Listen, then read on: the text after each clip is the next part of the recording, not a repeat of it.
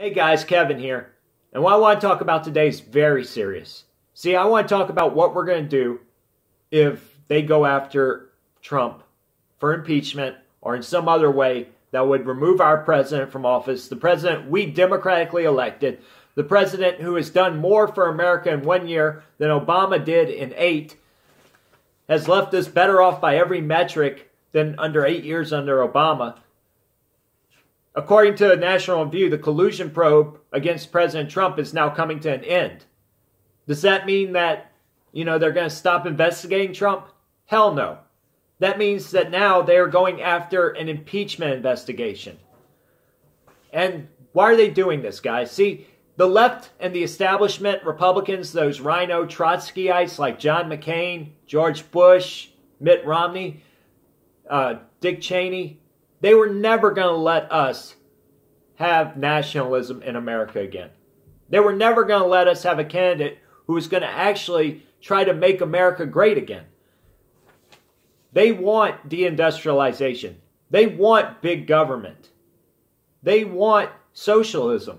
They want Fabian socialism, which is worse than normal socialism because what they do is sort of a three-step approach. They empower all the anarchists to divide society and cause chaos. Then they come in and take control. They have a marriage between corporations and government. So it's not nationalization of corporations, but you have this weird sort of relationship where people in government move back and forth between corporations and government. And that's your power elite.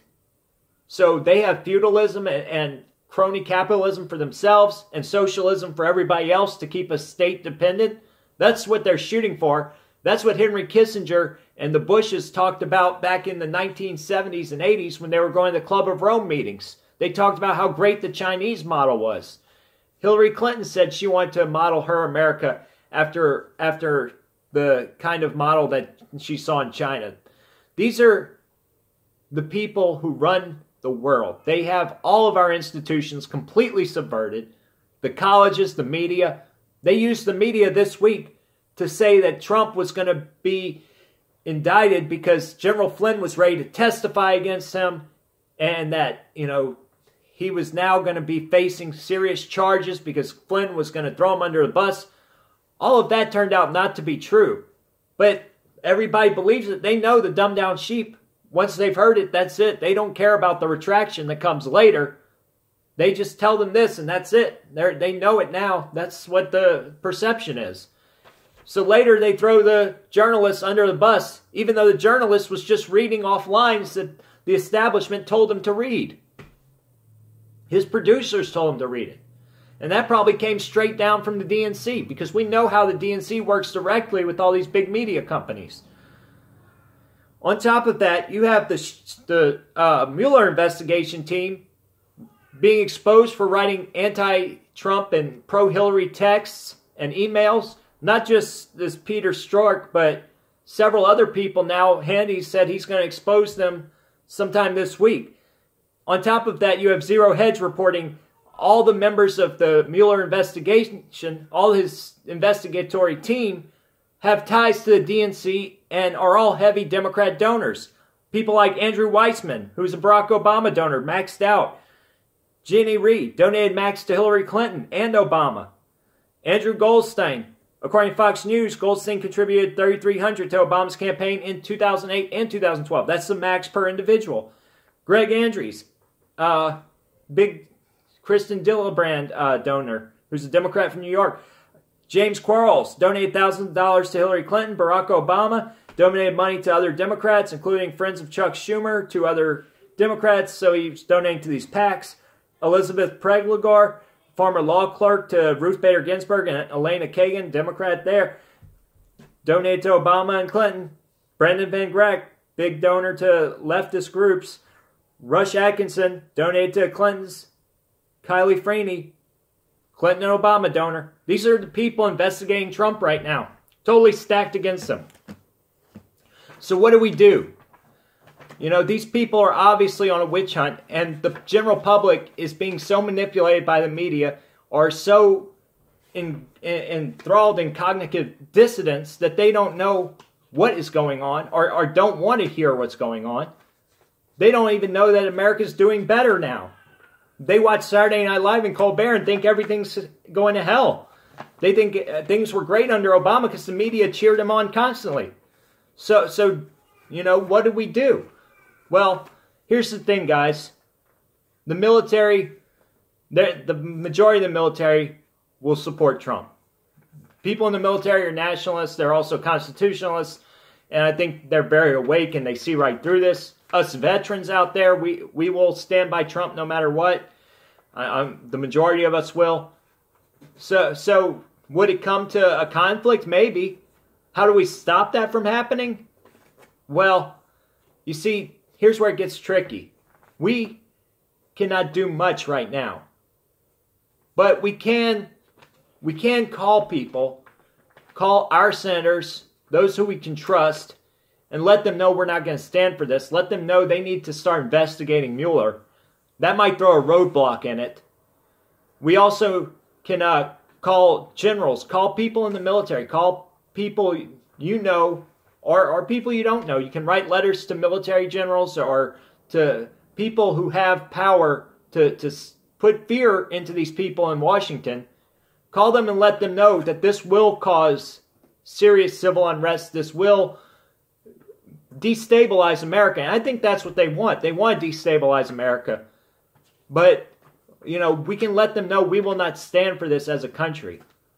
We can push, for impeachment or secession movements. That's something that I think would happen if they did, try to arrest Trump for something or trump up charges, no pun intended. You might see some impeachment or secession movements across the states. Because what would happen next?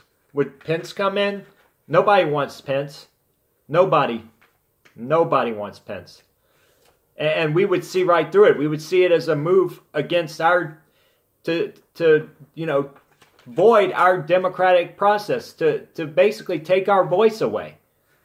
And this is the kind of stuff that happened in my wife's country, in El Salvador.